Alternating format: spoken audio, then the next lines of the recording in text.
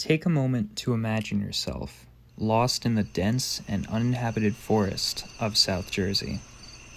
Your car broke down, and there isn't a single building for miles, at least, not that you could see.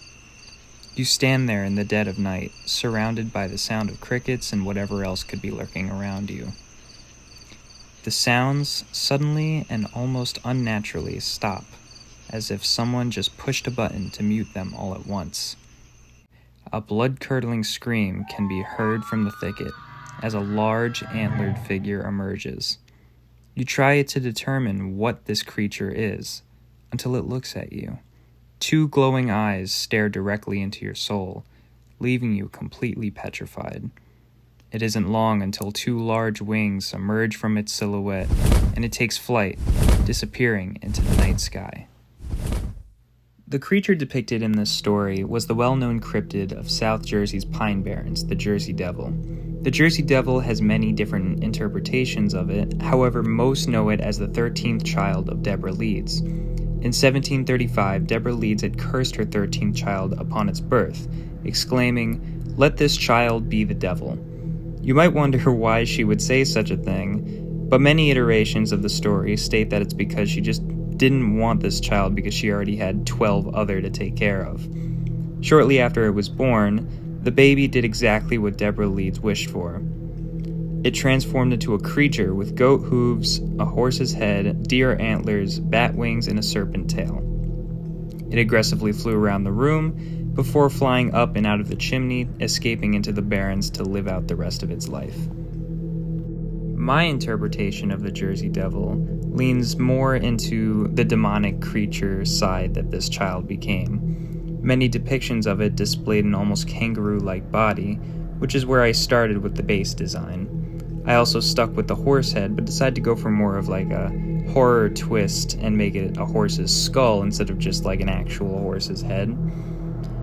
One of my favorite design choices that I didn't see many take into consideration was making it constantly crying. I believe that the Jersey Devil is misunderstood in a way, being hated by its mother and born into a demonic mutation that probably leaves it in constant pain, hence why the only sound people hear from it is a blood-curdling scream. Over time, the agony from this mutation would likely make it more animalistic, hence why I went for this more monster-heavy design. In the years of 1840 and 1841, the Jersey Devil was blamed for several livestock killings, so I wanted to play into that a little when designing the claws and tail.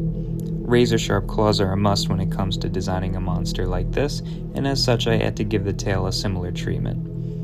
Most Jersey Devil descriptions describe its tail to be forked, however I took it in the direction of a more traditional triangular-tipped devil tail, but with a twist. I gave it a tail similar to that of a scorpion and gave it an arcing barbed tail that it can use to skewer its prey. Finally, the wings. The wings were definitely troublesome to design, mostly because I'm not too experienced with drawing folded wings, but I mostly kept to the basic bat-like wings the Jersey Devil is known for having. The hole in one of its wings, however, actually has a story behind it. According to legend, in the early 1800s, Commodore Stephen Decatur, a prominent figure in the U.S. Navy, shot at the Jersey Devil while testing his cannons and it actually tore a hole through its wing. However, it had little to no effect and it just flew away unperturbed, which you can see in the wing designed at the bottom. With that, we arrive at the final form of my vision of a modern-day Jersey Devil. The curse has twisted not only its body, but its very mind, leaving behind something neither beast nor man, but a wretched abomination. It lingers in shadow, a restless terror condemned to stalk New Jersey's dark woods for eternity.